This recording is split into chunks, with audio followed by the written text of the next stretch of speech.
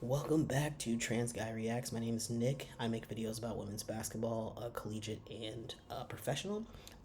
If you are interested in these kind of videos, go ahead and like, subscribe, and share the content. Oh, I have something in my face. It looks like it. If you are new to the WNBA or to college basketball and you only care about one team or one player, I am not the channel for you. Go ahead and dislike this video so I don't show up in your feed anymore. But if you are into this kind of nuance and information and history, please keep watching it. And, I post pretty much almost every day, almost every other day. So excited to share my knowledge. Today, I want to talk about the WNBA arenas. So, I do want to give a disclaimer that I'm not going to talk about all of the arenas. I'm only going to talk about the ones that I am familiar with. I have not been to Indiana. I have not been to Chicago, the Washington D.C. Mystics, some of the Mystics, the New York Liberty, Dallas Wings, Connecticut Sun, and the Minnesota Lynx. So that's what 1, 2, 3, 4, 5, 6, 7, 7 of the 12. I've only been to 5, but I do think it's important to understand, the history and like what my experience was being in these places. So we have, I can start when I was a teenager. When I started going to games, I was like 16, 17 years old, and I lived in Sacramento. So back then, there were the Sacramento Monarchs. They actually won a championship, but during the 2008 2009 economic turned down, the owners of the team didn't want to keep it, and so the team folded because wasn't really bringing in a lot of money. So but I do remember going to those games, and those games were anywhere from $25 to $50 a ticket. Like if you wanted to be in a pretty good seat, if you wanted to be in the nosebleeds, it was like $10. It was not very expensive.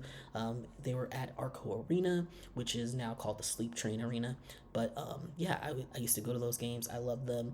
I don't remember too many specifics about Arco Arena. I did go to Arco Arena for concerts and stuff, and I don't remember having any like negative things to say about it. It was a fine arena at the time. I was a teenager. I didn't know any different.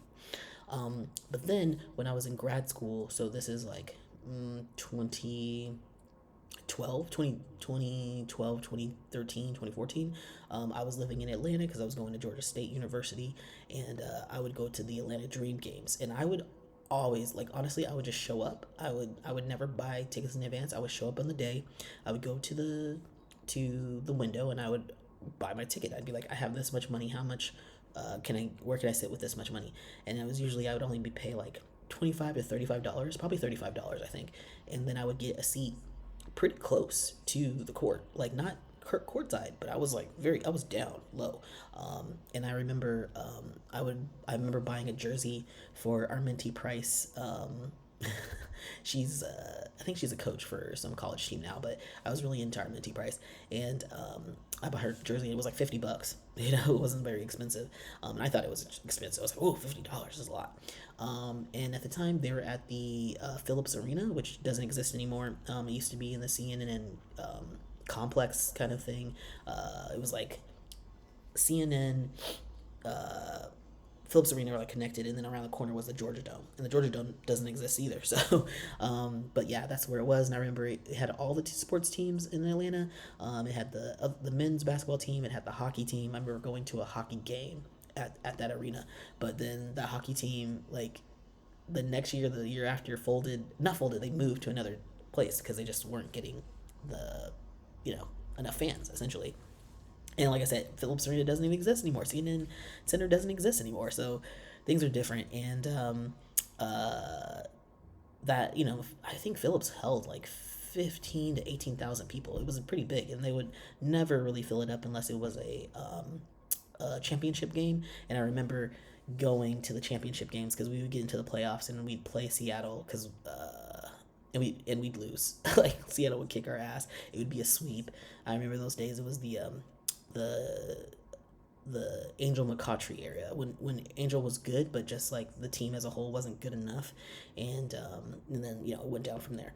Now the Atlanta Dream play at the College Park Gateway Center, and I think that place has like 3,500 seats, which is not a lot, but at least they have more of a chance of like filling it out, and so it isn't as sad looking and empty looking. So you can at least say that.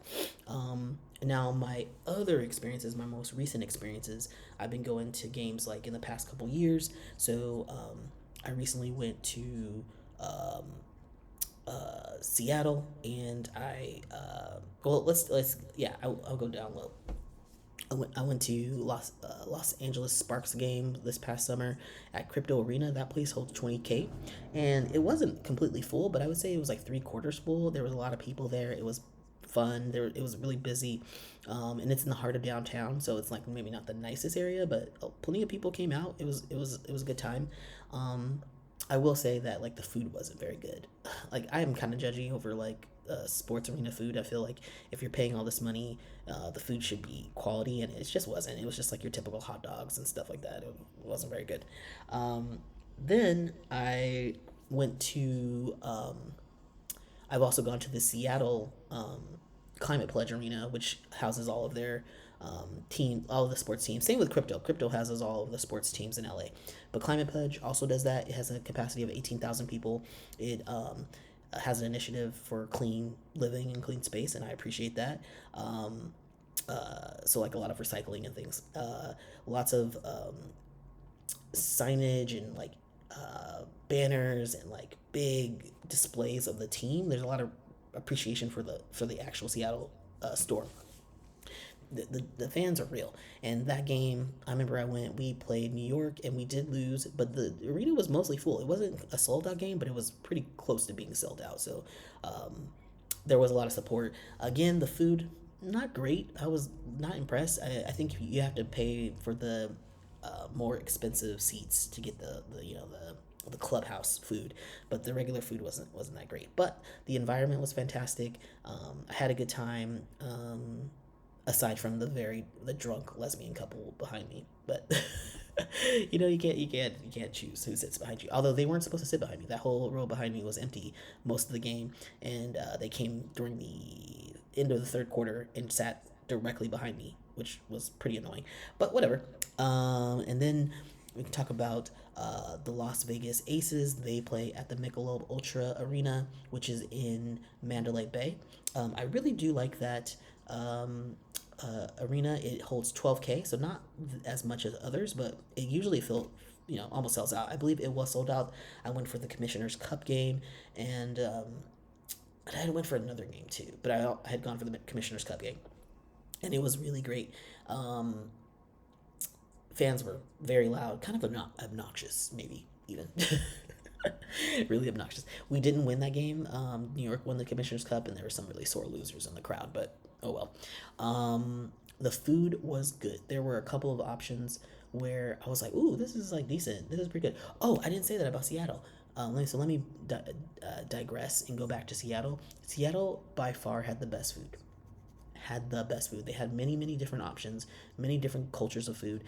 It was very expensive, but at the same time, the food quality was good, and they even had like food trucks outside. So there was plenty of opportunities to, yeah, to enjoy the food in the situation. You just had so many options. I really love that. And like I said, Las Vegas. Aces had pretty good food options. There weren't many, but there were more than other places I'd been to, so I did appreciate that. And then finally, you had the Phoenix Mercury. The Phoenix play at Footprint Footprint Arena, or no, Footprint Center, and I believe that's where all the other games are played as well. The sports teams. It has a capacity of 18,000. Went to that game.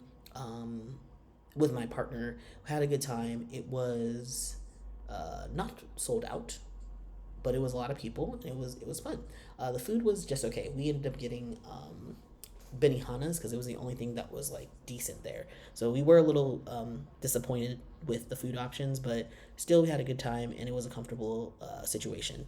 So yeah, that is my experience, I would say.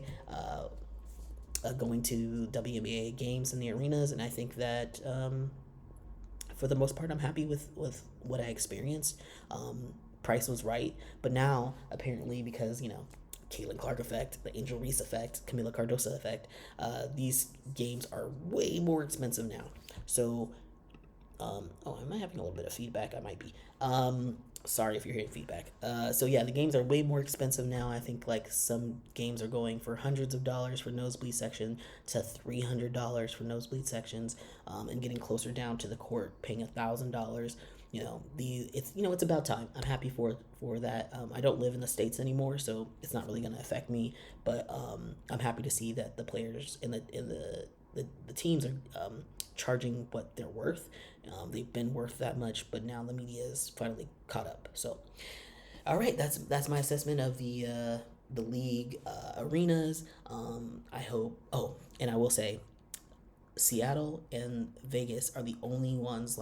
In Vegas are the only teams that have actual centers, like sports centers for their players. So their players have places to go to practice, to leave their stuff, to have treatment, to have meetings, like a dedicated space. It's the only two out of the 12. So that says a lot about where we're at as a league. A lot of growth needs to happen, for the respect of the players. A lot of these players are playing at rec centers. Okay, traveling outside of the city to go to a rec center to play.